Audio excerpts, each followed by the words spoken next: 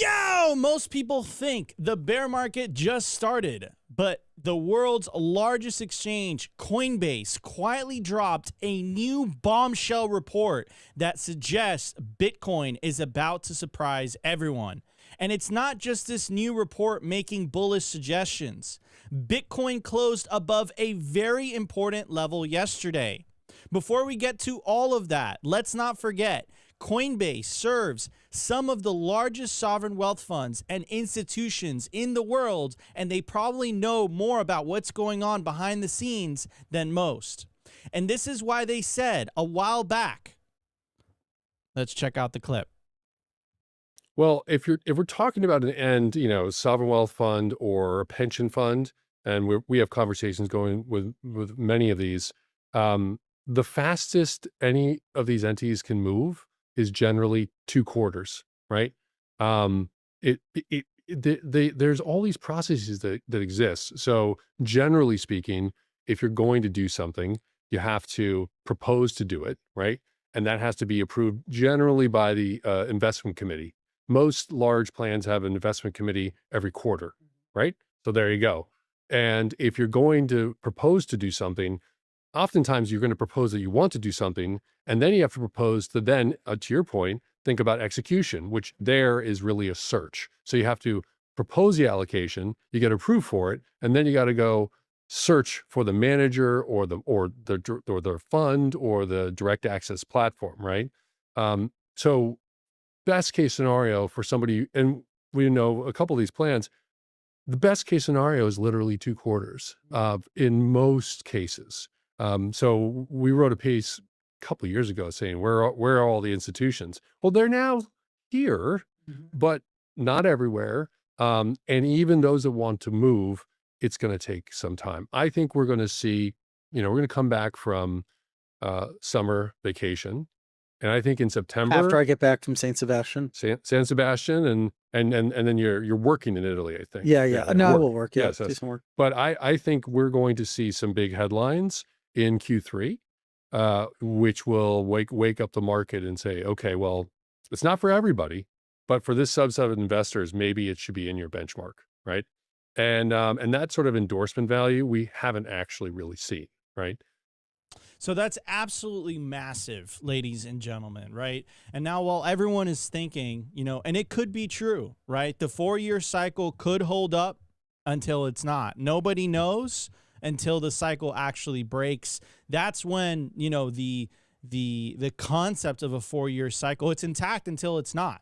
And the fact is we still have, about a month and a half left in Q4, and Bitcoin could head into all-time highs, and then we could be heading into a bear market in 2026. I think the thing that catches everybody by surprise this time is the fact that we never entered a euphoria phase in Bitcoin. Also, what changes things is the fact that institutions, sovereign wealth funds, and also the administration in the United States, the President Trump owns the 6th largest Bitcoin treasury company, right? BlackRock, the most popular ETF launch in history that they've ever had, and the most profitable ETF that they've ever had is the Bitcoin ETF, right? So if you put all of those things together, the fact that we've been consolidating at 100K for an entire year, with all of those other things being true, is it too much of a stretch to say that 2026 can continue? And the thing about markets is that markets do the exact opposite of what the consensus believes and what the consensus thinks. And that would go against the consensus, because the mainstream consensus right now on Bitcoin X or Bitcoin Twitter is that, hey, the 4-year cycles, they could be a thing. But if you take a look at the quantile model that, some of the Bitcoiners have been developing, if I can find it here on my screen, Bitcoin really isn't overheated in the grand scheme of things. I mean, like, it's really not. Like, take a look at this. I think this guy does fantastic work. We've had him on the show before. His name is Sina. And then here's Stefan Livera, Bitcoin OG. He's been in the space for a while. Absolutely love his podcast. Good friend. And he says, gives us a sense of where things are. We didn't have a crazy euphoria. So to me, it's pretty unlikely we're going bear cycle now despite the recent sentiment. And you got to ask yourself, even though we're at 100K, even though we're at $100,000 right now, what is the sentiment of the market? It's bad. It's not good. People are not feeling bullish about the price of Bitcoin right now. In fact, if you take a look at retail interest, it's the lowest it's ever been in a very long time. Check out this tweet from Nario Nafal. He says, there's virtually zero social interest in crypto and Bitcoin right now. I mean, this is the lowest it's ever been since the bear market of 2018, 2019. So retail is not paying attention to Bitcoin. Mainstream is not paying attention to Bitcoin. And we're consolidating above $100,000. So to me, if you put 2 and 2 together, and again, this is not financial advice, but if you just lay out the facts, sovereign wealth funds are interested. They're actively buying Bitcoin. The president's son confirmed that the other day. You have the president of the United States owns the 6th largest treasury company. You have Michael Saylor buying all of the available supply. So when these Bitcoin OGs exhaust the selling, they run out of coins to sell, where do you think the price is going to go? And again, that would go against general market consensus. Because everyone and their mother believed that Q4 was going to be extremely bullish. And the exact opposite happened. Bitcoin did something that no one expected, which is what markets do. Because if everyone thought the same thing, it just wouldn't make sense, right? There's winners and there's losers in markets at the end of the day.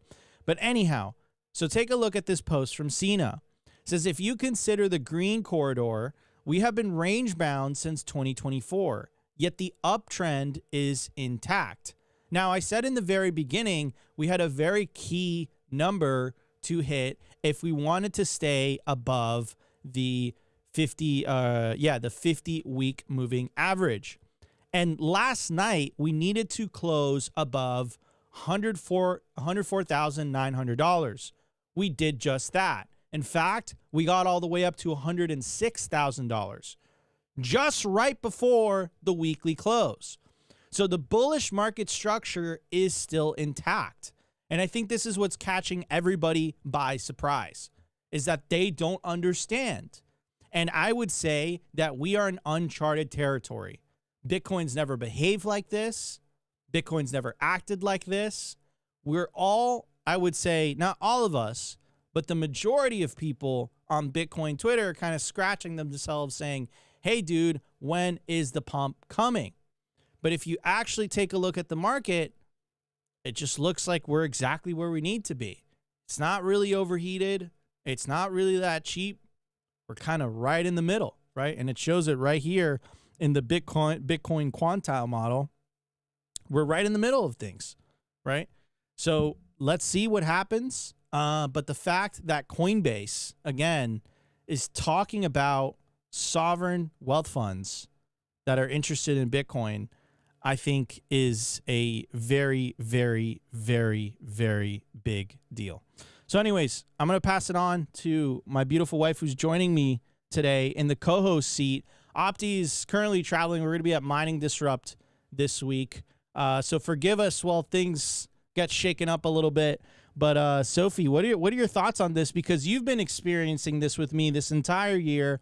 I think we both had expectations for Bitcoin in Q4, of 2025. With the president getting elected, we were celebrating. Remember the beginning of the year? We were celebrating the inauguration. Inauguration day, the price of Bitcoin is $109,000.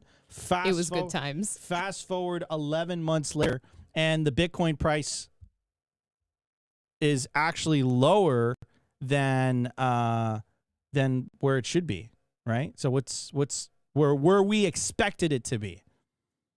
I think that, when institutions come into the picture, everything suddenly becomes a little more bureaucratic, right? I think that it's taking its time, and it's not that, you know, this is the end of the bull run. I just think it's what Samson Mao said recently, that it's been delayed. And I think that a lot of important people have bought into this at this point, and they're not just going to let Bitcoin crash. They're not going to let this bull run go by the wayside. They are going to make sure, and that's kind of what I got from this report, they're going to make sure that the bull run is still in play. And so it's obviously not meeting our expectations in terms of a timeline, but that just means that we have to wait a little bit more. You know, Father Time is patient, and, you know, we have to be as well. So it's just a matter of figuring out what it is that these institutions really want to do and what their intentions are, because at this point, they're the ones with the massive amounts of capital, and it seems like they are in the driver's seat, not retail. I got a question for you. Do you think it's over? Let's do wide shot. Do you think it's over? Do you think the days of, sorry guys, I'm pushing buttons. Do you think the days of retail driven Bitcoin cycles are behind us? I think in a way, yes, because in a way, I think that we're not going to get the euphoria, but we're also not going to get these giant dips. Remember that these institutions like stability. They like everything to be, you know, controllable in the status quo. That's not to say that Bitcoin is now going to be completely in their hands. I think that, you know, retail still owns the majority of Bitcoin. Is that right? So it's still, you know, it is right. It is right. So I don't think that it's going to necessarily be in the hands or controlled by institutions or BlackRock or the government, but it's definitely like they're the ones that have like the majority of the capital. So it's going to be a lot more stable than we've seen in previous cycles, and that might mean for the Bitcoiner who's been holding since 2013, the end of cycles as we know them.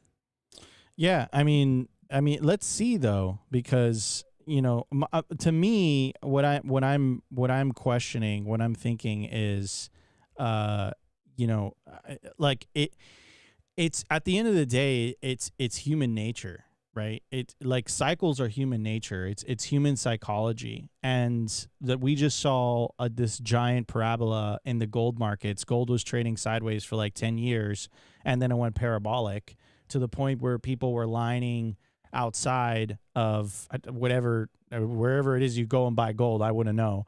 But they were like making lines to go buy gold while the price of gold was going up. So again, I don't think you can remove human psychology from markets, right?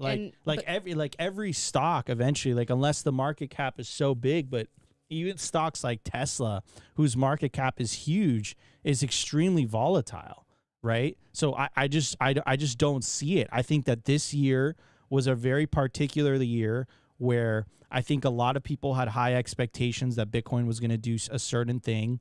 It didn't, which is exactly what markets do. I think that there's been a massive amount of sell pressure from individuals that are cashing out. There's an incredible article that was written the other day that was basically making the case that Bitcoin is having its IPO moment, where, you know, a lot of these OGs that were accumulating at, you know, $5, $1, $100 per coin, they didn't have the liquidity to cash out earlier on in the earlier cycles without completely crashing the market, and they're taking a little bit off the top, or they're just cashing out in general. Like we saw that with Mike Novogratz and Galaxy, where this dude literally, you know, sold, it was like a crazy amount. It was like 80,000 Bitcoin, cashing out $9 billion. You know, and then the official reason given was for, you know, estate planning. Right. I think that if you have a net worth of $9 billion and it's all in Bitcoin and a self-custodial wallet, you know, I look, I'm a Bitcoiner and I believe in self-custody, and, you know, I'm a total advocate for it. And I think I will always have Bitcoin in self-custody because it's the ultimate freedom. But again, if you have $9 billion worth of assets, like even for your family's sake, diversifying just a little bit, you know, perhaps into real estate, perhaps into, you know, whatever floats your boat. It's totally valid. It, like, you know, maybe you do want to take some chips off the top. You've been hodling. At the end of the day, like, what are you hodling for? You're hodling for number go up, but eventually number goes up, and it's not like you're going to sell all your Bitcoin. I'm never going to sell all my Bitcoin, but like eventually you want to take a little bit off the top to upgrade your lifestyle or fund the business that you want to fund or invest in the company that you want to invest in. Eventually it reaches that point, right? So for these OGs that have tens of thousands of coins, I think the point got there where they knew that there was enough liquidity where they can sell all this Bitcoin into the market.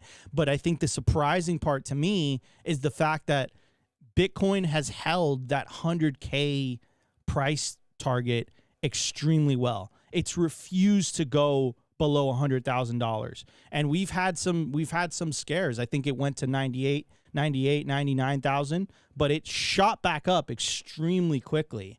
So yeah, I don't know. You've been living through this with me this entire year. We've been talking about this, bickering about it. So I want to get your thoughts on that, Soph.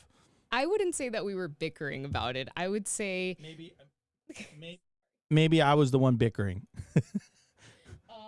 I would say that we were just worried because it wasn't meeting our expectations, and it's totally valid for these people to take money out. You know, the purpose of money isn't for it to just sit there and be a number on a screen.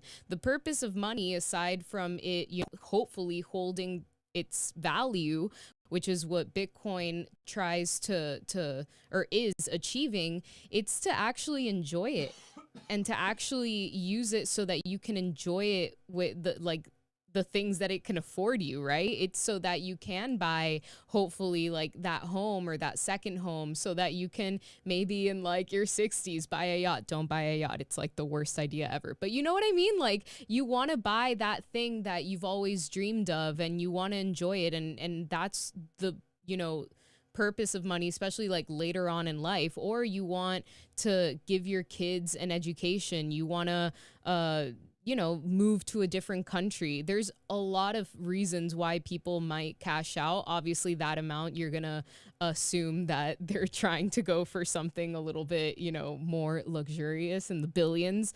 But I can't, it kind of all depends though, right? It kind of all depends, you know, because like it all depends on your taste, right? It all depends on what you're trying to get out of life. But personally, I don't know. The message I want to get across though is like, at the end of the day, money's a tool, right? So like people are different. People like different things. Some people like fast cars. Some people like yachts. Some people like planes.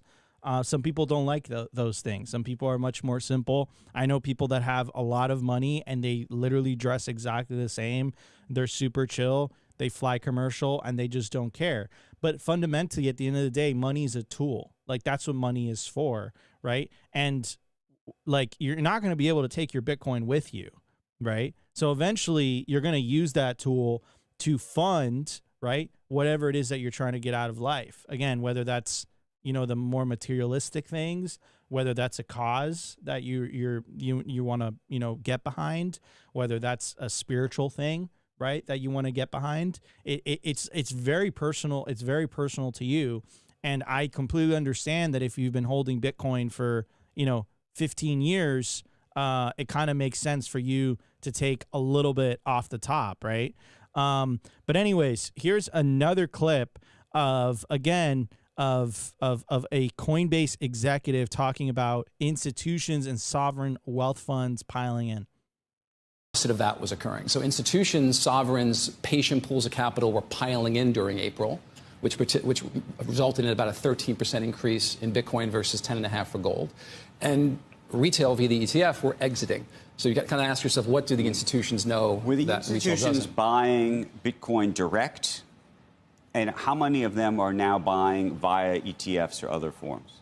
Well, hard to say. They don't, especially the sovereign wealth funds don't report. Right, no, but you're also, I imagine, seeing the ETFs buying. Because the ETF should be buying on a in the last couple of days. But the ETF should be buying on a relative basis on behalf of their customer base. Right, assuming there were inflows, right? But the last couple of days, yes, we've had inflow. But still, as of yesterday, should change today, we've had net negative ETF inflows. So, so the first reason is de-dollarization. The second reason is this tech unwinding of this big levered tech trade and Bitcoin trading on its core characteristics, which again are similar to gold. You've got scarcity, immutability, non-sovereign asset, portability. Right. So trading the way people who believe in Bitcoin would like it to trade. Mm-hmm. The last was, to me, the most interesting, which is, I spoke to a couple of traders who said, look, if you believe these conditions, these de-dollarization conditions are going to persist, you're looking at gold, obviously, first and foremost, but maybe you missed out on that trade. You're looking at that rally and saying, I missed the boat on that. So what other assets could participate in that market panic long-term inflation hedge? When you do the work, there's a very short list of assets that mirror the characteristics of gold. Mm-hmm. Bitcoin is on that short list. In addition to the 4 characteristics I mentioned, its mining scarcity, its mining difficulty gets harder over time. Yeah, and you can add 2 or 3 more good things about Bitcoin that you didn't even mention. So, I mean, maybe it never is used to wire money or whatever you want to call it over to the Far East or something, but you certainly can do it instantaneously, frictionless, right? And you could do it overnight. And you don't have to, in gold, I mean, you better, it's heavy, you better store it, you better insure it. I mean, there's a lot of things. Portability is an under-looked at, it's under-emphasized skill asset. It's very, very hard to transport large amounts of cash. It's very, very hard to transport large amounts of gold. Right. You can't put $400 million of gold on a small disk drive, tuck it under your arm, and move if you need to. So I do want to address a lot of the comments, right? Clearly, I triggered a lot of people. Yes, you can take your Bitcoin with you. Yeah, I mean, technically, you totally can if you don't tell anybody your private keys, you know, and you pass away, like, you know, that Bitcoin is... Yeah, I was going to say, I would definitely not sell my Bitcoin as an inheritance plan because they can tax that inheritance plan. What do you mean sell it as an inheritance plan? Like, you mentioned a lot of, like, these people who are older, like, but it was estate planning, to be specific. Estate planning, well, yes, sorry, like inheritance planning. But estate planning, they will tax you for estate planning. But I think there's ways to do it with a trust. There are very few ways, very, very few ways that, yes, there are ways. However, what better way than to leave your family the Bitcoin that you already stacked for years and years? Yeah, but I mean, that's a good point. But again, technically, right, like legally speaking, if you pass away and you have $9 billion worth of Bitcoin, and that gets passed on to your family members, you owe taxes on that, right? Even if it's in self-custody? Of course, yes. So if you pass away, really? Yes, of course. That's the law. Oh, man.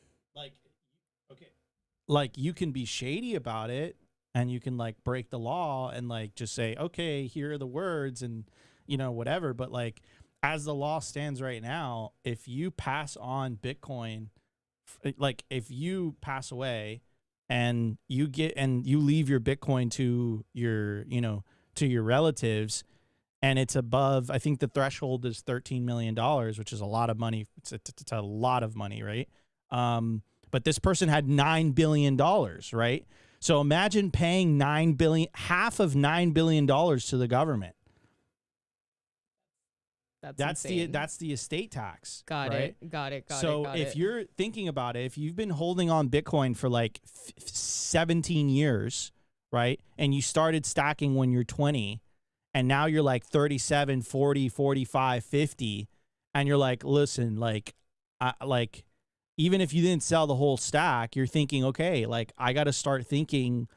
I got to literally, he gave the reason. I love this comment. I love this comment. How would they even know? No. I mean, this is totally true. This is totally true, right? Like we're going to talk about this like later on during the show, where there's a recent law in Europe that by 2027, they're going to be banning 10,000, any cash transaction over $10,000, or sorry, 10,000 euros in Europe is going to be banned in 2027. We actually posted yesterday on the Simply Bitcoin X account how that relates also to Bitcoin and crypto in general, Bitcoin and crypto transactions in general, and where this is going. And if you think it's a coincidence that this is happening while they are simultaneously talking about launching a CBDC, you have your head buried in the sand and you're not really paying attention to what's happening. But I will say is that, like, yeah, I think it gets to a point where, you know, look, if you have $9 billion of Bitcoin and you have a family, you know, you're thinking about, like, okay, like, yeah, I made it. No, but it's not only that. It's like, you're thinking about it. You're like, okay, like, well, if something happens to me, you know, technically my family's on the hook for 50% of this if they want to follow the law. Damn. So yeah, I mean, and a way you can mitigate that is through trust.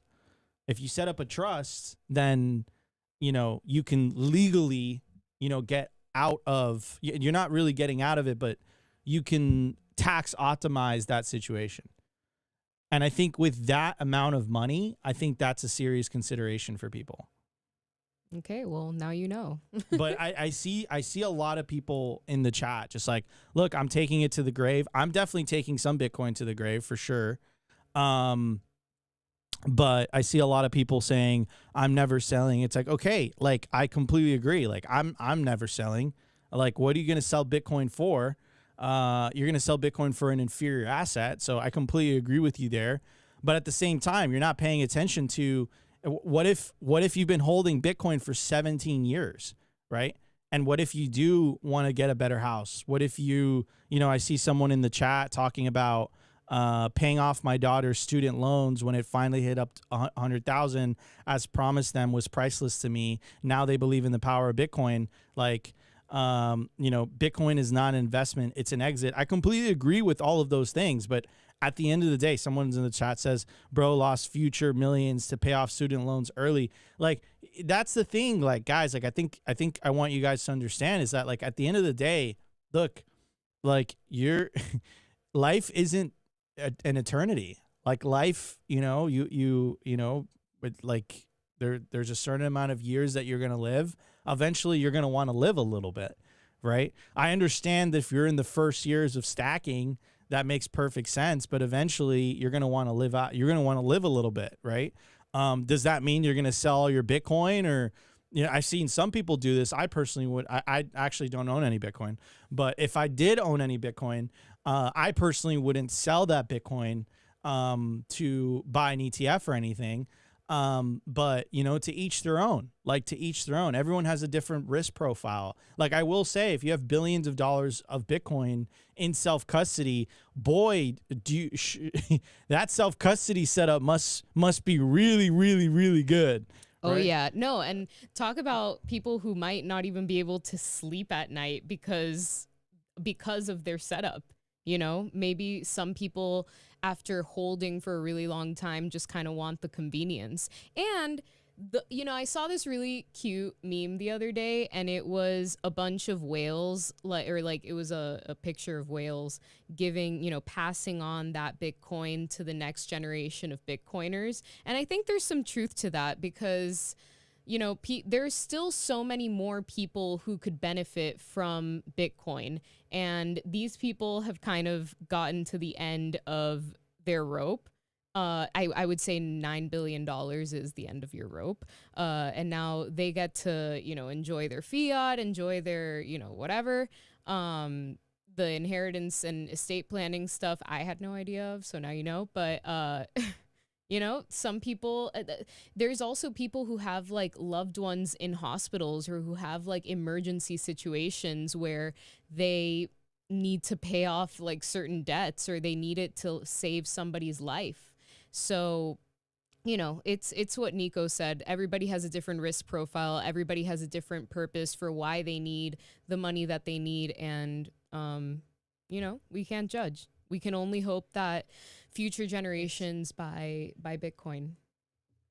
it's their Bitcoin to sell, right? And another thing too, like I see it in the chat, right? Like you can borrow against your Bitcoin.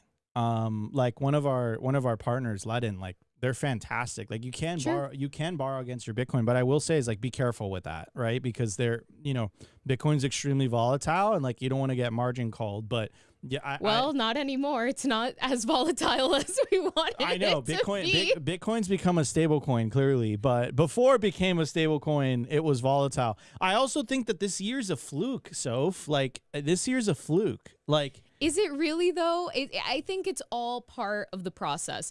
It's not so much a fluke so much as it is part of hyper Bitcoinization. It's part of what happens when these institutions finally buy in and they decide to, you know, become part of the movement. Not because they want the revolution, mind you, you always like we're still in the fight them stage in my opinion, but this is what happens. Things start to slow down. You kind of see the same thing when people went out west to California to mine gold. There was this huge rush, and then all of a sudden, a bunch of people owned gold. The government, you know, had it as what backed our currency, and you know, the price started stabilizing until now, until it ran up to $4,000 an ounce. Yeah. I mean, the price of gold did go sideways for what? It was like a decade, which was pretty crazy. And then all of a sudden it had its parabolic movement and the NASDAQ was pumping too while Bitcoin was going sideways, while Bitcoin has been going sideways. Like that's obviously not a good feeling. I see someone in the chat, very good observation. Q4 is not over. This is true. But I will say is that I think the lesson of this cycle is like, you know, don't have any expectations in Bitcoin. I think that's a bad. I think it's a combination.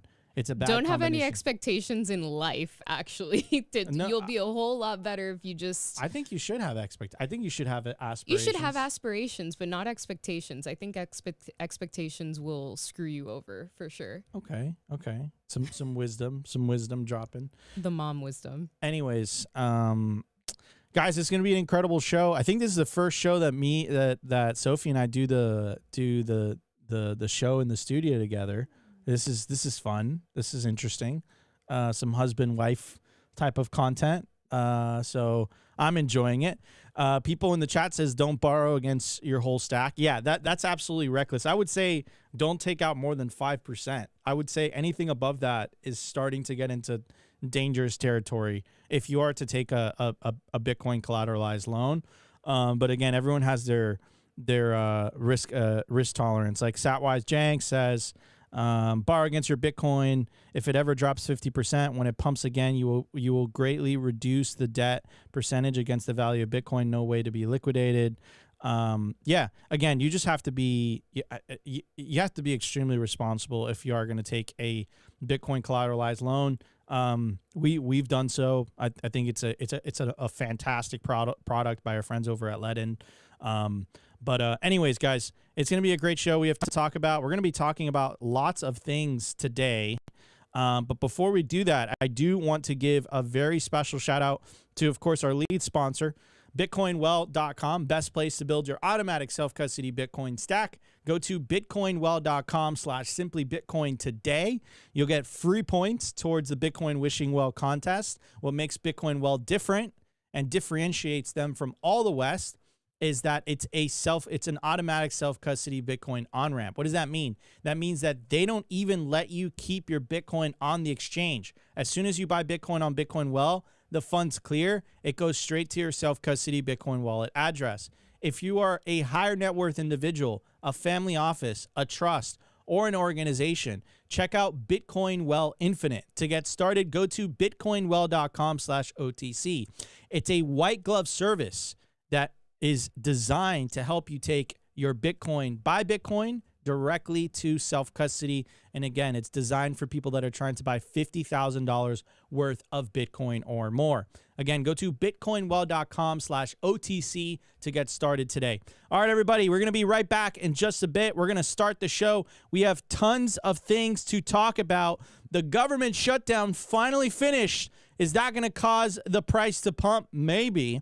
Also, Square Block announced that finally 4 million merchants all around the world are going to have the ability to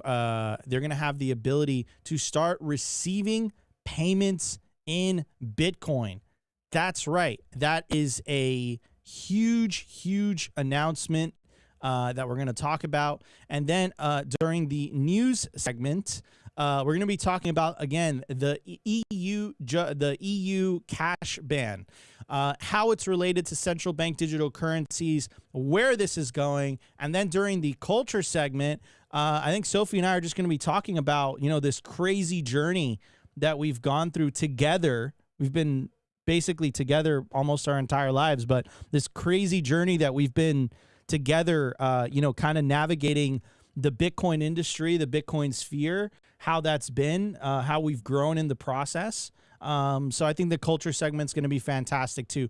So you guys are going to want to stay tuned in. We're going to be right back in just a bit.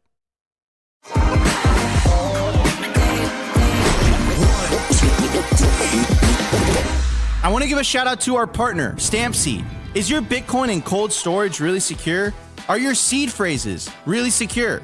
StampSeed's do-it-yourself kit has everything you'll need for you to hammer your seed words into commercial-grade titanium plates. Instead of just writing them down on paper, paper is fragile. Titanium plates are strong. Your words are actually stamped into the titanium plate with this hammer and these letter stamping tools. Once the words are in, they aren't going anywhere. No risk of the plate breaking apart and pieces falling everywhere. Titanium stamp seeds will survive nearly triple the heat produced by a house fire. They are also crush-proof, waterproof, non-corrosive, and time-proof. And now you can customize your titanium seed plates. You can upload your design or logo, and they will laser engrave it on the back of your seed plate, the opposite side of where the words are. Stamp your seed on StampSeed and use promo code SIMPLY to get 15% off anything on the stampseed.com store.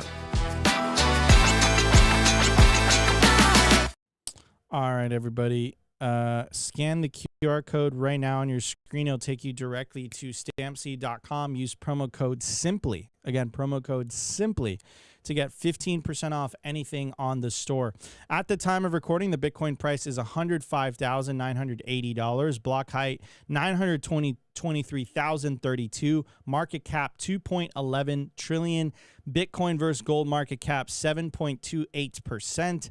Decline from all-time high, negative 16%. If you're buying Bitcoin right now, you're getting it at a 16% discount. 16% discount. Anyways, I want to play you guys this video again. Huge announcement in terms of hyper Bitcoinization, Bitcoin adoption. I'm going to play the video, and then, of course, Sophie and I will talk about it.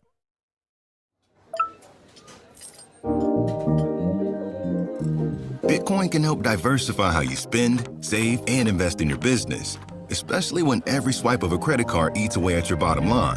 Let's say you run a local grocery chain. Most purchases are small, like a bag of produce or a gallon of milk, so credit card fees start to add up fast. With Square, you can now accept Bitcoin with zero payment processing fees, no chargebacks, and near instant access to funds. And you choose how money settles into your account, whether in USD or Bitcoin, instantly and right from your Square dashboard. Whether you're aiming for short-term goals or planning for the long haul, you can automatically convert a percentage of your daily card sales into Bitcoin. No extra steps, no added complexity. It's a smart, seamless way to build savings in the background, all while keeping your day-to-day cash flow predictable. And when tax time comes, you'll get the paperwork you need right where you find your reports and bank statements. Bitcoin is just another way for you to take control of how your business makes and spends money. Enable Bitcoin payments and conversions in your Square dashboard. Head to squareup.com/Bitcoin to learn more. So that's absolutely huge. That's massive. This is so cool. Actually, that's massive. I thought that I hadn't seen the commercial, and that actually made me feel something. Did it make you feel something? I mean, it was extremely well done. The production value was fantastic, but other than that, if you like focus on the substance, I think it even downplayed the substance, right? Like, again, like, I mean, it kind of had to, because this is for mass viewership, and I still worry that people won't care, but it was so well done, honestly. Like, I felt the pain of, like, not the pain, but like the hope that a small business owner might feel watching this and knowing that, there is an easy way to accept Bitcoin and for it to work in your business. Yeah, I mean, I think it's huge. I think it's absolutely massive that that you can now, like, if you are a store, you can now accept, you can accept Bitcoin as payment. And as a Bitcoiner, right, the fact that you can use Bitcoin as money, right?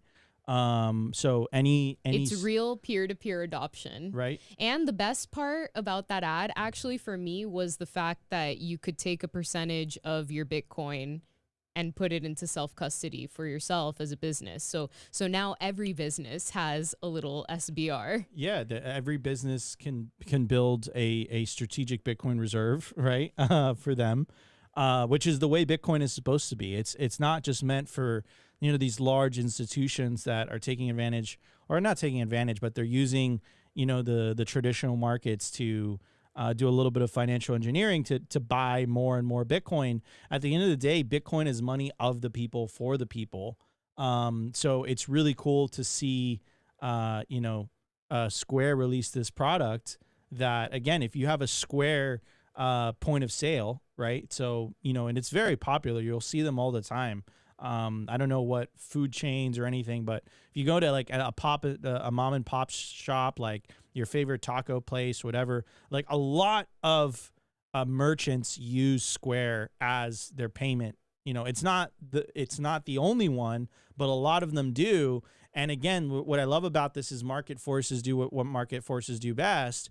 And if, a Square starts to succeed by offering Bitcoin as a means of payment, then it's going to force their competitors to roll out the same type of product. They're not going to have a choice, right? Because people are just going to switch to Square and say, listen, I love you guys, but you guys weren't offering this as a product, so I have to use Square because it's the only one in town that's able to do so. So this is extremely bullish for it's adoption.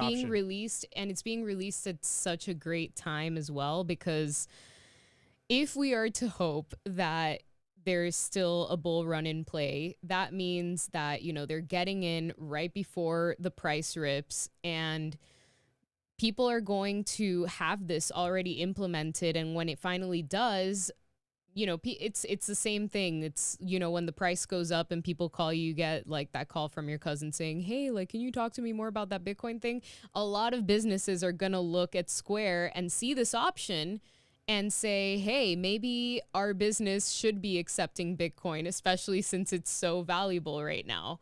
I think it's going to be great for Bitcoinization, Bitcoin adoption, and, just businesses in general. This is probably better than anything the government could do for you. Ooh, shot across the bow. So anyways, yeah, guys, smash the like button if you guys are enjoying the show. If you guys are watching us on YouTube, Rumble, X, Nostr, or you're listening to us after the fact on your favorite podcasting platform, make sure to drop a comment, leave a like, subscribe, follow the channel. Really, really helps with the algos. If you guys are enjoying the content, make sure to smash that like button. Guys, we still have a loaded show for you guys. Some news coming out of Europe, and I'm going to connect it with their announcement of a central bank digital currency, which we actually covered on a Friday show last week. It's not a coincidence that they're announcing a central bank digital currency in Europe while simultaneously announcing that they are limiting trash transactions over $10,000. That is not a coincidence, and we're going to do a deep breakdown onto why that's not a coincidence, and we're going to be doing a deep breakdown into what your alternative is, because you really only have another alternative. There is no other alternative, right? You either work within that system or you opt out into freedom money, and freedom money, of course, is Bitcoin. So we're going to be talking about all of that during the news, and then during the culture segment, we have a special bit with, of course, my co-host today. So we're going to be right back. I want to give a shout out to our partner, Ledin, the leader in Bitcoin-backed loans. Unlock the liquidity in your Bitcoin without having to sell your Bitcoin. They've issued $9 billion in loans to over 10,000 customers since 2018. I absolutely love these guys. Not only do I have an account with them, but I also have a loan. And what I love about them is that there are no monthly payments, and you could pay back the loan at any time. As soon as you send your Bitcoin as collateral, you'll have cash in your account within 24 hours. Over 1,000 five-star customer reviews, and they've never lost a single dollar or sat of customer money. Go to learn.ledin.io/simply today, and you'll get 0.25% off your first loan. I want to give a shout out to our partner, sat123.com. Sovereignty isn't just about your money. It's about your communications too. When the grid goes down, most people go dark. Cell towers fail in hurricanes, cyber attacks, and blackouts. But satellite phones, they don't rely on local infrastructure. Iridium has 77 satellites in orbit, giving you a direct line anywhere in the US, even offshore. If you hold your own Bitcoin keys, you should hold your own comms too. Sat123.com also has everything you need to start building your Bitcoin citadel. Starlink, battery backups, Faraday bags to protect your hardware wallets, and much, much more. It's a one-stop shop for anyone serious about resilience and off-grid independence. Stay connected, stay independent, stay sovereign. Go to sat123.com/simply today and use promo code SIMPLY to get 15% off anything on the store.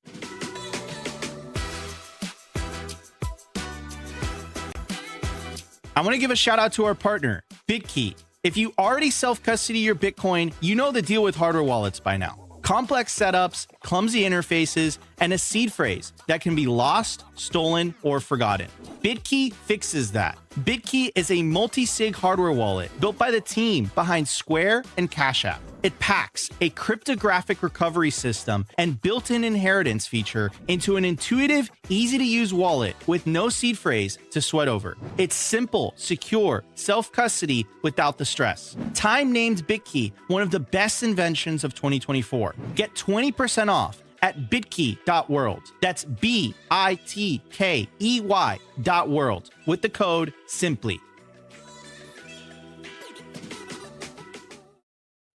Hey everybody, it's me, here to bring you down from Nico's yelling. You want to buy the BitKey. This is the best, easiest, and most secure self-custody setup in the world. Babe, did you know that I've been doing this for a couple of weeks? I've been talking everybody into hypnotizing them into buying a BitKey through ASMR. Well, I don't know. It looks like it's working. I would definitely buy a BitKey. I think you should buy a BitKey. And if you haven't bought a BitKey, or if you have, buy some for your friends and family. The holidays are about to come up. Use promo code SIMPLY or scan the QR code below for 20% off. I think it is 20, yeah. Great, 20% off. Someone said we needed a Prozac in the comments. That wasn't very nice. Anyway, buy this thing. Yeah, get your Bitcoin in self-custody. Get yourself a BitKey hardware wallet. It's incredibly easy to use. It's extremely intuitive. Get yours today while supplies last. And again, use promo code SIMPLY to get 20% off. Anyways, I do want to talk about this news. I think it's extremely important. I'll read the headline first. So Luxembourg Times, EU introduces 10,000 euro cap on cash payments. The European Parliament and EU member states agreed on Thursday to limit cash payments within the EU to 10,000 euros as part of legislation to combat money laundering. Some countries, such as France, already have stricter rules than the new European provisions on cash payments. But in other countries, such as Austria and Germany, cash payments have until now been unrestricted. The provision is part of a text also designed to better combat the financing of terrorism, concluded after 2.5 years of negotiations due to come into force this year. The aim is to harmonize the existing highly disparated regulations in the 27 EU countries in order to detect and limit dubious transactions. This agreement, quote, will ensure that fraudsters, organized crime, and terrorists will no longer be able to legitimize their profits through the financial system. The new legislation also harmonizes and tightens the rules against money laundering, terrorist financing imposed on banks, real estate agents, and casinos. These entities will have to be able to identify their customers or the owners of assets behind opaque financial arrangements. The applications of these rules will be extended to the crypto asset sector to ensure traceability there too. They will also apply to trade in luxury goods such as precious metals, jewelry, and watches, as well as high-end cars, private jets, and yachts. Finally, professional football clubs and their agents will also be subject to the tougher regulations, but only after a transitional period of 5 years following the entry into force of the text from 2029 and then later. The new legislation will also strengthen the powers of financial intelligence units. In December, the European Parliament and the member states approved the creation of a European agency to combat money laundering and terrorist financing. Several countries, including France, Germany, are seeking to host the agency's headquarters. The new agency, known as AMLA, will be responsible for supervising, coordinating national authorities to better detect and combat suspicious cross-border activities. This package of measures was proposed by the European Commission by 2021. On Thursday, Financial Service Commissioner Marilyn Guinness welcomed, quote, an important step forward in the fight against dirty money in the EU. Now, moving on to Simply Bitcoin's coverage of this, and we did get some comments in the just Lola Elites, and some people were commenting in terms of to be specific around this, and I'm going to let my own thoughts known. So first, we posted this, very concerning. The EU just banned cash payments over 10,000. That's completely true. And will ID for every Bitcoin transaction starting in 2027. They're criminalizing privacy. Now, I want to be specific with this part, which says will require ID for every Bitcoin transaction starting 2027. So let's provide a clarification. Shout out to Plamen, who asked Grok to fact check it. And this is what Grok said. The EU's new AML regulation sets an EU-wide €10,000 cap on cash payments for goods and services to combat money laundering, with member states able to impose lower limits. It was passed by the European Parliament and Council. For crypto, it mandates the travel rule for transfers over €1,000 via exchanges, requiring sender/receiver ID verification and banning anonymous accounts/privacy coins, but not ID for every tiny, keyword there, peer-to-peer transaction. Enforcement falls to national authorities under unified EU rules, aimed at tracing illicit funds while preserving some self-custody privacy. Some. Now, my very obvious question, and we got so much heat for this post specifically. And the heat that we got were like, Nico, that's not true. Like, you got to be specific. Like, this doesn't apply to crypto and Bitcoin. Okay, I'm going to look at you guys straight. Do you think that if they're applying this cap to cash, do you think that they're going to be okay with you transacting freely on the Bitcoin network? Just use a little bit of common sense. Just lose a little bit of common sense. Absolutely not. Another point I'll make. Do you think it's a coincidence that Christine Lagarde goes on, the European Central Bank X account and talks about how she's so happy that the CBDC is going to be rolled out. Do you think it's a coincidence that these two things are happening simultaneously? Do you think that's a coincidence? Absolutely effing not. It's not a coincidence. You have a choice in front of you. You have a choice of Bitcoin or you have a choice of a central bank digital currency. They can't completely get rid of cash because it's too politically unpopular. But what they're doing is they're normalizing the criminalization of privacy. And we're also seeing this in the United States where the Samourai wallet developer got sentenced to the maximum jail time. I think he got 5 years. And by the way, that happened under a pro-Bitcoin administration. So you're seeing the demonization, the criminalization of privacy under the guise of money laundering and terrorism. Now, you could say, Nico, those are good reasons. We want to stop those things. I would agree with you. However, do you guys remember the Canadian truckers protest? Do you guys just look at history? Like, has the government ever abused their power in order to control their citizens? That's my question to you. The United States of America, the Constitution was built specifically to protect the citizens from the state, from the government. That's why the First Amendment is freedom of speech.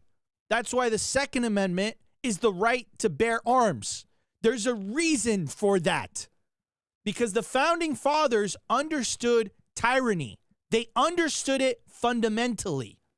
And they understood that if there's too much centralized control, they're going to use that against the citizenry.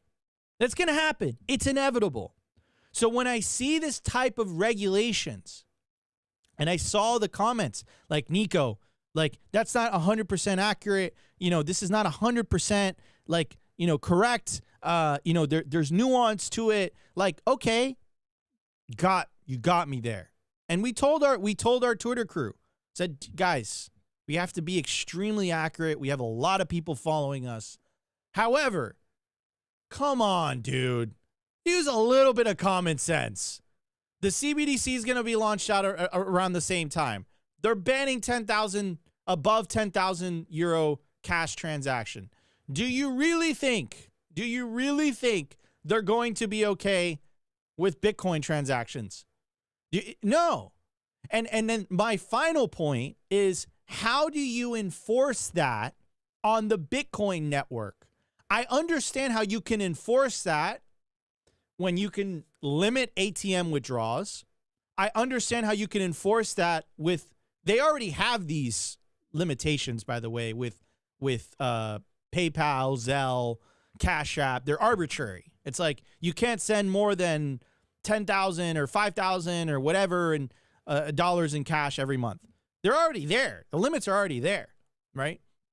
And I'm not going to name any names, but certain banks, if you try to wire a transaction to buy Bitcoin or something like that, they'll just flat out reject you, right? They'll just say, no, you can't do that with your money. Now, imagine that system under a Bitcoin network where you don't have to ask a bank for permission to send the money, right? That system is incompatible with the old system. So how are they going to enforce this? Well, just use common sense. Like, use the game theory. It's obvious how they're going to enforce this.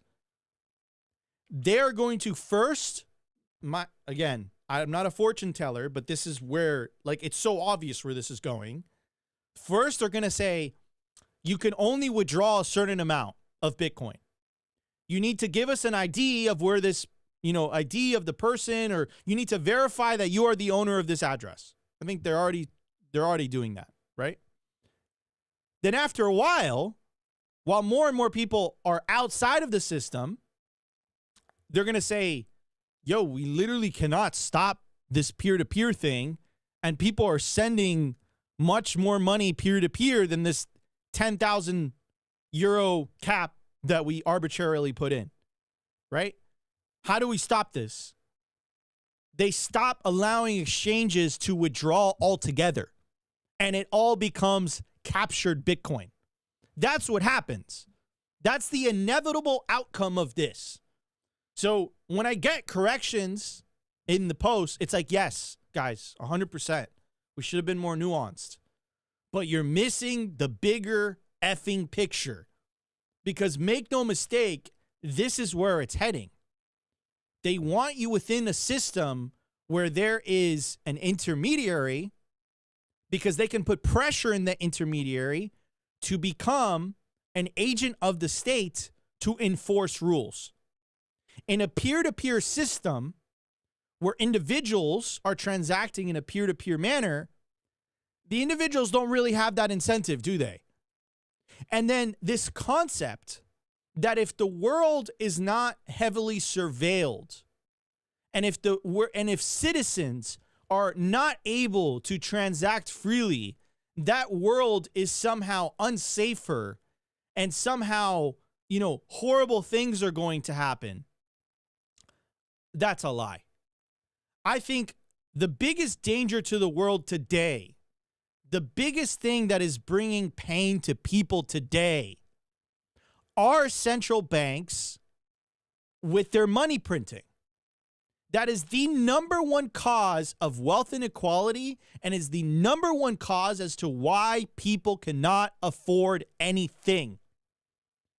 It's not these BS rules that conveniently benefit the central bankers and politicians.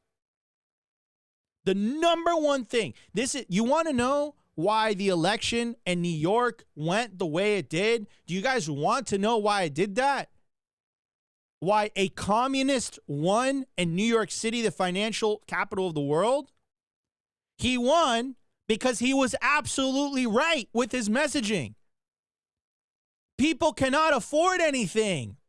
If you are a Gen Zer, if you are a millennial, you can probably not afford a home. That's a fact. Why did that happen? Because when the central bank prints money, it inflates asset prices. Who owns the majority of the assets? The wealthy, the older generations. Gen Z, millennial, you don't have savings. Most of them are paycheck to paycheck. Your salary is not keeping up with inflation. That's why you feel like you cannot get ahead every single year.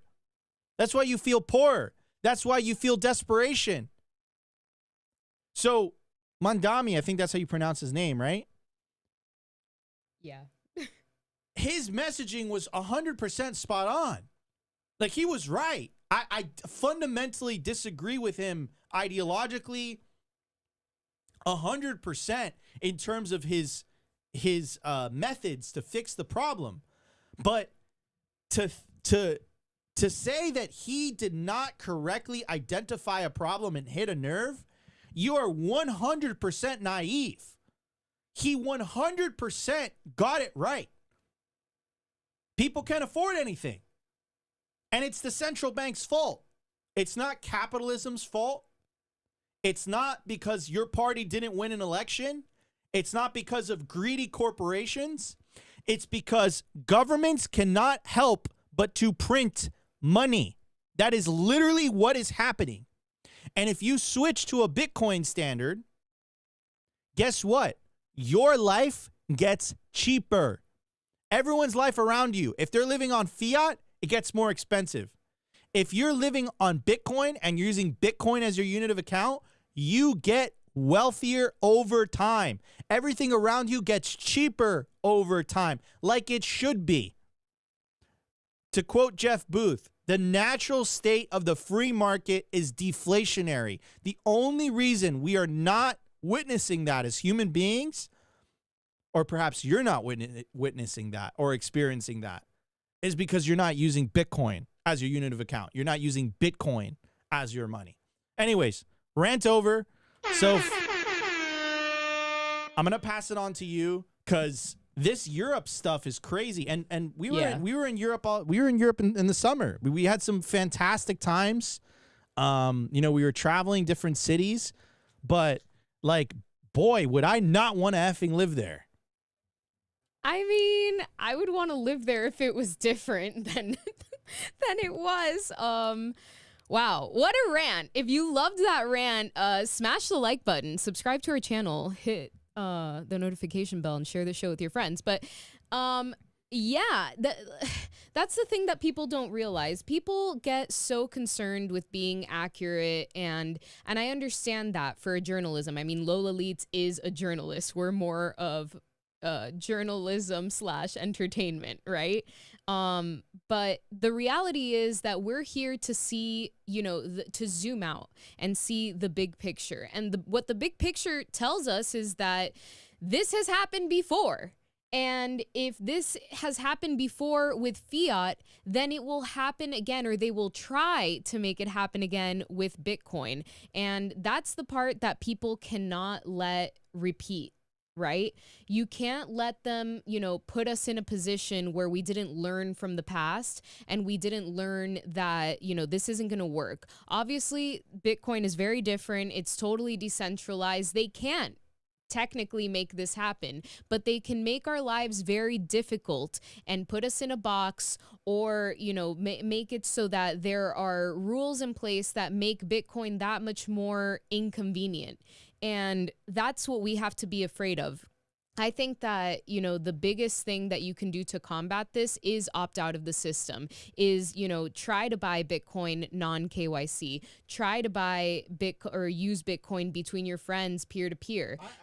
I would say, sorry, I would say, instead of, because again, like I want to be like when you say, again, when you say buy Bitcoin, try to buy Bitcoin non-KYC, right? Like, let's reframe it, because that's using their framing, right?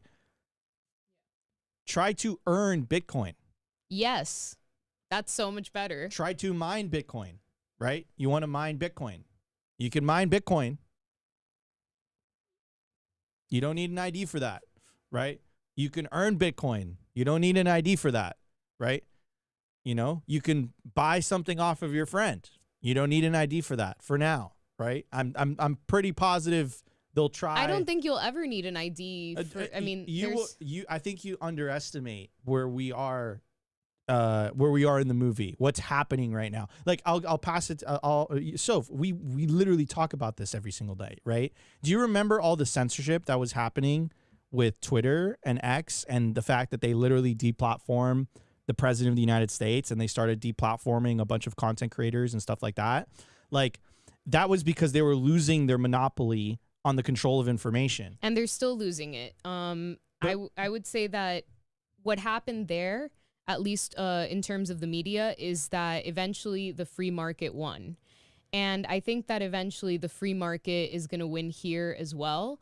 I think people are going to realize that they are not happier in the hands of the government, that the government is actually not making their lives any better. And so they're going to realize pretty quickly that opting out is not only viable, but preferable to having a happier life. I don't know about that. Like, I think that's what happened with media. I think people got tired of being lied to, and eventually that led to them switching from, it happened. I saw it happen with my mom, and it was like the most interesting thing. She used to be, total legacy media maxi, and then all of a sudden she started watching Russell Brand, and she went down the rabbit hole and started watching, a lot of independent media. And I think that's that same shift in mentality will eventually happen when it comes to money. Yeah. I just think it's going to be a lot more bumpy, because I think sure, because this is money we're talking about. This is money we're talking about. That's what I'm saying. Like, I feel like with information, it's like, yeah, guys, we lost it, but look at how much they fought, right? Like, even in the US, where like you're explicitly protected by the First Amendment, they didn't give two flying Fs about that, Well, but that's because there were also I'm forgetting the name of this thing that Obama repealed. It's where now basically the media is allowed to lie to you. That used to not be the case. Basically, there used to be a law where like propaganda used to not be legal, essentially, and like he kind of removed that thing. But the point is like, why is the government why is the government, which you pay taxes for, in the business of propagandizing you? That's the illusion, right? It's like supposedly. Like, because the internet happened. Because the internet happened. That's gonna be guys. We're gonna be right back in just after a commercial break, and then we're gonna continue this conversation much more. I want to give a shout out to our partner, HIVE Digital Technology. Why HIVE in 2025? Unstoppable growth. As the first ever public miner, HIVE's position to quadruple their global footprint, making them one of the world's fastest growing miners in 2025. And with elite operations that consistently top the industry in Bitcoin mined per exahash, HIVE's now headquartered in the USA. They're lean and mean, they're green and clean, and they're rewriting the playbook on sustainable Bitcoin mining. You can catch the latest buzz at HIVE Digital Tech or at hivedigitaltech.com.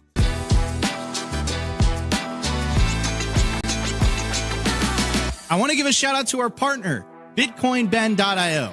If you're into freedom, Bitcoin, and building a real community, this is for you. Gain exclusive access to real-world, members-only, private clubs across the globe, featuring poker nights, expert-led classes, co-working spaces, educational meetups, live events, and more. Current locations include Sarasota, Nashville, Boston, Dallas, Las Vegas, and St. Louis, with new clubs launching soon in West Palm Beach, Scottsdale, Alabama, and beyond.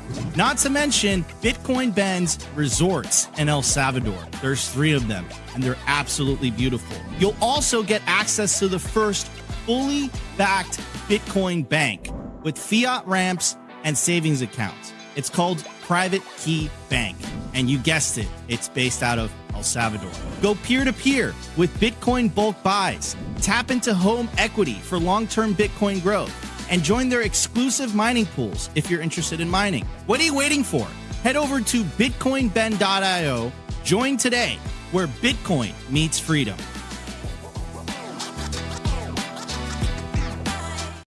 All right, we're back. So it was funny while that was happening. Someone in the chat is talking about Litecoin. Read the room, dude. You're in the wrong show for that. But you know, I want to give a shout out to a line who actually brought up it's the Smith-Mundt Act, repealed by Obama to allow the propaganda we use on the people of the world to be used on us. So there you go. Yeah, I mean, there you go. And then again, my question to you is like, you're paying for that through taxes. Like, why is the government in the business of propagating? How do you why can't we speak English? Wow, today? That is a hard word.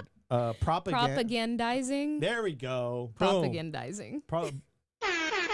Why is the government in the business of propagandizing their citizens? I think that's a really and why do I know the answer to this. What's the answer? It's because the internet.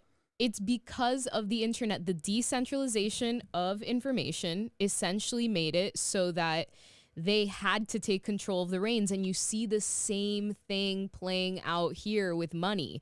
They're not just going to let people, are you crazy? Like, they're not just going to let people use Bitcoin without a fight. And that's what we're seeing right now is a fight. Are we going to see, are we going to win in the next 10 years? Maybe, maybe not. I don't know. I think with the internet, it took until 2020 for people to really open their eyes and see that they were being propagandized. I think that's when the biggest shift of people were realizing that the same tactics that they were using in legacy media were being applied online in the form of bots, in the form of, fake likes, the dead internet theory or whatever. So I think that same thing is going to apply with Bitcoin because now we've decentralized money. And when you decentralize money, you completely take away their control to be able to say what house you want to buy, what kind of job you want. It affects everything. You know, it is the base layer of society. It affects how you want to even like raise your kids. So yeah, it is because of the internet, and a byproduct of the internet is Bitcoin. So that's what happened. Yeah, I completely agree. Yeah, no, I think you broke it down, the great disintermediation, and I think governments are freaking the F out that social media is a thing. The fact that we can just spin up a live stream and have a, you know, semi-professional studio. It's like when they came out with the printing press. And I know simply, like, it's crazy, guys, like, to even say this, like we get more views than some legacy media outlets, like, that are a whole lot more quote unquote legitimate and have all the bells and whistles, and we blow them out of the water, right? And I think that's why they reacted the way they did. And I think that's why they're propaganda. But it's look, legacy media would put the Soviet Union propaganda to shame. Oh yes.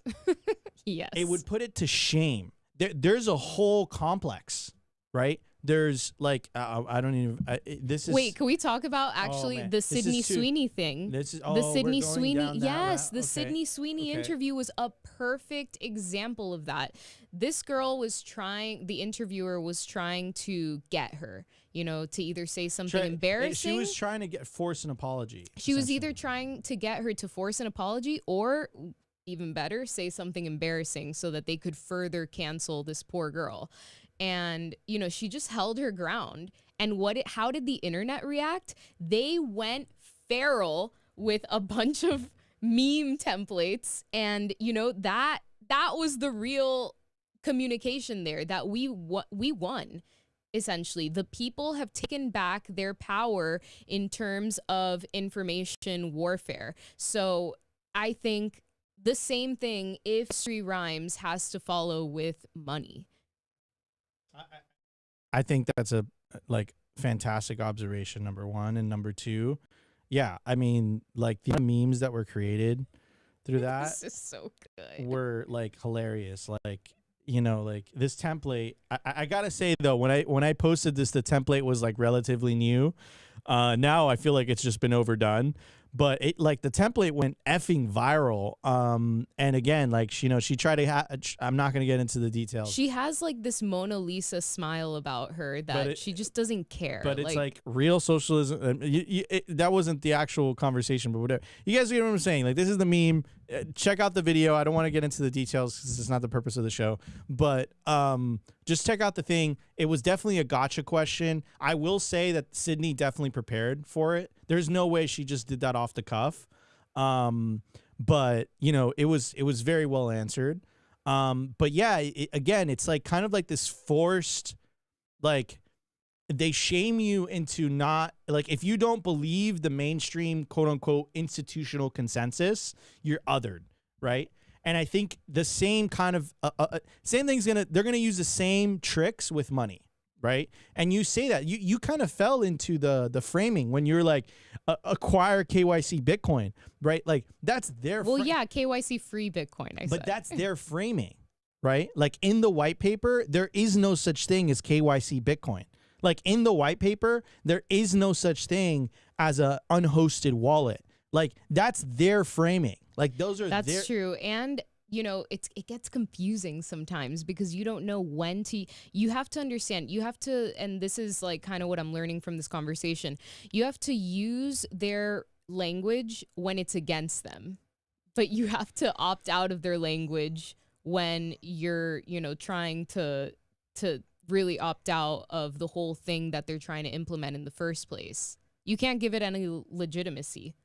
No, I mean, I think ridicule is the best, and I think that's why this meme was so effective, and I think that's why it went absolutely so viral the way it did, because it was a form of ridicule. Like, it was so ridiculous, and again, like, the reason they censor is because they have to censor because they're losing control, and we're out memeing them with the money too.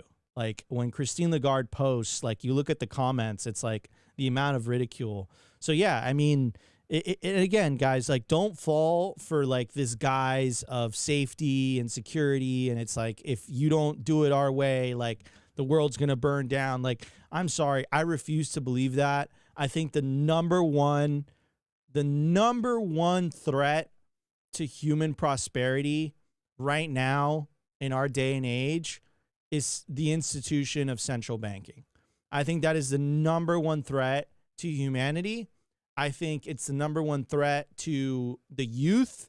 It's the biggest obstacle that you have to get ahead, and you have a tool to opt out of the central banking system into the Bitcoin system, and you'll immediately start, and not immediately, but over time, you'll start to feel the benefits of that as everything around you gets progressively cheaper over time.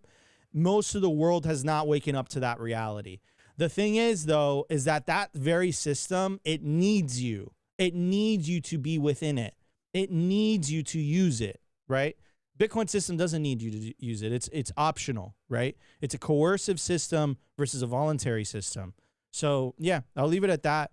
I really enjoyed this. This was fantastic. Yeah. We should do it again sometime. Husband and wife special. We're going to be doing it. I know, the rest of the week. The rest of the week. Opti is traveling, ladies and gentlemen. So he's in Dallas right now. We're going to be at the Mining Disrupt Conference.